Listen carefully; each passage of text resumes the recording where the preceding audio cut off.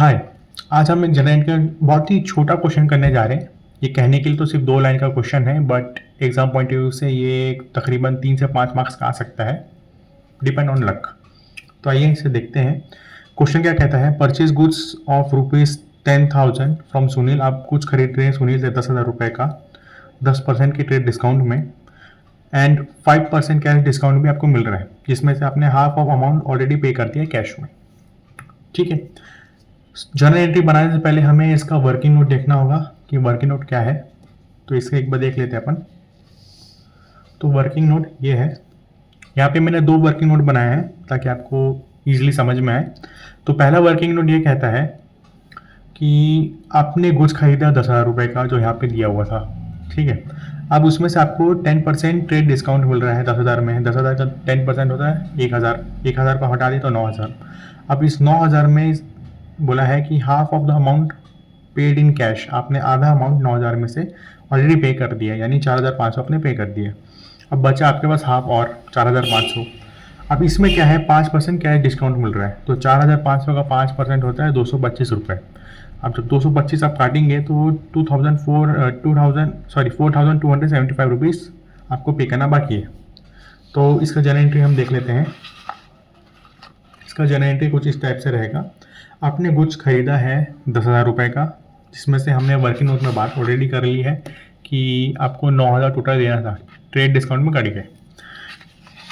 तो आप कोई चीज़ को परचेज कर रहे हैं, राइट। अब जब आप कोई चीज़ को परचेज करते हैं तो वो आपका एक होता है एसेट।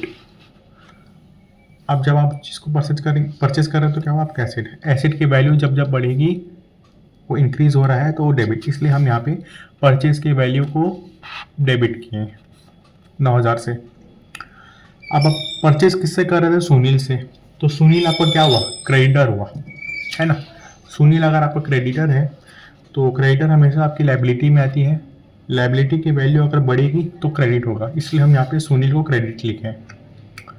अब आपने हाफ ऑफ अमाउंट पे कर दिया कैश में। हम जो वर्किंग नोट बनाए थे इसमें, ये वाली, अब यहाँ पे देख पा रहे होंगे कि 2,775 के आसपास जो अमाउंट है वो हमें पे करना है डिस्काउंट के बाद। तो आप वो कैश में पे कर रहे हो, है ना। कैश भी एक एसिड है, कैश की वैल्यू जब जब गिरेगी तो क्रेडिट होगा, इसलिए यहाँ पे 4,275 की है।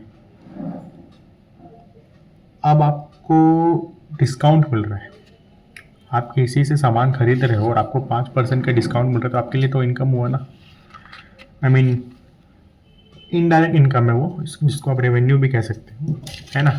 तो इनकम और रेवेन्यू में अगर आपको कुछ फ़ायदा हो रहा है, वैल्यू बढ़ रही है, तो क्रेडिट होता है।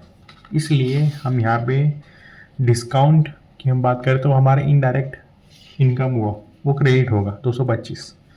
टोटल करेंगे और अगर आपका टोटल दोनों बराबर आ रहा है, यानी आपका टोटल अगर 9,000 रुपये आ रहा है, तो आप समझ लीजिएगा कि आपने सही बनाया। आपको ध्यान देना होगा कि वर्किंग नोट पहले बनाना होगा, जो अमाउंट है जैसा है उसको डालना पड़ेगा। जैसे हमने यहाँ पे 4,500 ऑलरेडी पे कर दिया था, इसलिए हमने यहाँ पे भी 4,500 पे कर दिया। सुनील को ऑलरेडी बोल दिया था, half amount already paid in cash. अब 5% डिस्काउंट आपको मिल रहा है, डिस्काउंट का अमाउंट आप लिख देंगे 225 रुपये, और उसके बाद जो बचा अमाउंट, यानी 4,275 जो अमाउंट बचा आपके पास, वो आप डाल देंगे। तो टोटल मिला के आपका 9,000 आना चाहिए। आई होप आपको ये वीडियो समझ में आई होगी। Thank you.